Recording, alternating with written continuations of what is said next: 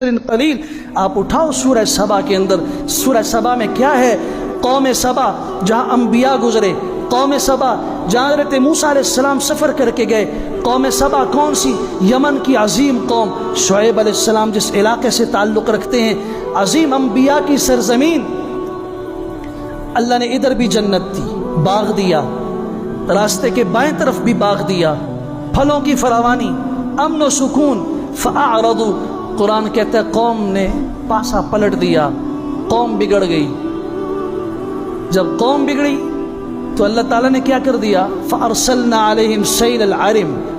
وہ بند، وہ ڈیم جو ان کے باغات اور کھیتیوں کو سیراب کرتا تھا، اللہ نے اس کے اوپر چوہے مسلط کیے، انہوں نے اس کے تختے کھائے، ڈیم پھٹا، پانی کی لہر اٹھی.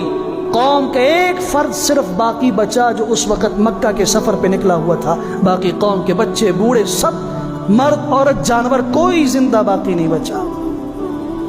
پھر کیا ہوا؟ پانی کا سیلاب آنے کے بعد وَبَدَّلْنَاهُمْ بِجَنَّتَيْهِمْ جَنَّتَيْنِ ذَوَاتَيْ أُكُلٍ خَمْطٍ وَأَثْلٍ وَشَيْءٍ مِّن سِدْرٍ قَلِيلٍ. وہاں جاؤ، بیری، کانٹے دار، کیکر، یہ چیزیں رہ گئیں، پھلدار درخت ختم ہو گئے. سورہ قریش پڑھی، فَلْيَعْبُدُوا رَبَّ هَذَا الْبَيْتِ الَّذِي أَطْعَمَهُم مِّن جُوعٍ وَآمَنَهُم مِّن خَوْفٍ. بھوک میں اللہ نے کھانا کھلایا، خوف میں اللہ نے امن دیا. مکہ کا ایک آدمی جہاں ہوتا تھا قافلے میں، لوگ لوٹا ہوا مال واپس کر دیتے تھے کہ یہ اللہ کے گھر کے پڑوسی ہیں، ان کی بد دعا ہمیں تباہ کر دے گی. ایسی عزت اللہ نے دی. لیکن جب اس قوم نے امام الانبیاء صلی اللہ علیہ وسلم پہ پتھر برسائے، ان کو ہجرت پہ مجبور کیا، جب تک حضور صلی اللہ علیہ وسلم ان کے بیچ میں مکہ مکرمہ میں تھے، 13 سال تک ہر ظلم انہوں نے کیا، ہر ستم انہوں نے کیا، لیکن جب تک حضور تھے ان پر عذاب نہیں آیا.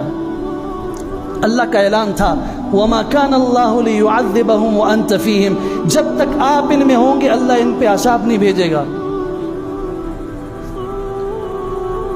یاد رکھیے، نیک لوگوں کا ہونا، صلحاء کا ہونا، یہ قوم کے لیے بیماریوں سے، آفات الہیہ سے بچنے کا سبب اور ذریعہ ہوتا ہے.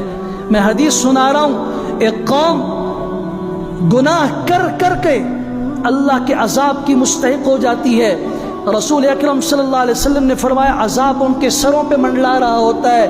اس قوم میں چند بچے قرآن پڑھ رہے ہوتے ہیں سحری کے وقت، کچھ لوگ تہجد کی نماز میں آہ و بکا کر رہے ہوتے ہیں، کچھ لوگ یستغفرون بالاسحار، سحری کے وقت اللہ سے گناہوں کی معافی مانگ رہے ہوتے ہیں.